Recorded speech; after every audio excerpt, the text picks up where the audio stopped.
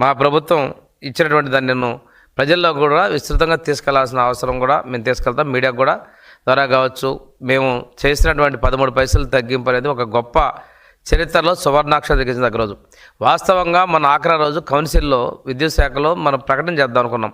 కానీ మీ సభ్యులు కౌన్సిల్ దగ్గర కాఫీలు టీలు అందరూ ఏదైనా గోల్ చేశారు. దీనివల్ల మేము ఇటువంటి ప్రకటనని కౌన్సిల్లో చేయలేకపోయాం. అంటే మీ ప్రజలకు ఏమాత్రం శుద్ధ కాఫీ టీల మీద ఉన్నటువంటి శ్రద్ధ ప్రజా సమస్య లేదనేది కూడా మేము ఒకసారి గుర్తు చేసుకుంటూ, ఏది ఏమైనప్పటికీ కూడా ఈ ప్రజా సంక్షేమం కోసం విద్యుత్ వ్యవస్థలో మేము మా ముఖ్యమంత్రి గారు చెప్పిన విధంగా మా విద్యుత్ శాఖ మంత్రి గారు రవికాంత్ కుమార్ కూడా అధికారులు కూడా ఎంతో జాగ్రత్తతో మనం కట్టుబడి ఉన్నాం. భవిష్యత్తులో విద్యుత్ ఛార్జీలు పెంచకూడదని స్టిక్ ఆన్ అయిపోయినాక చేస్తాం.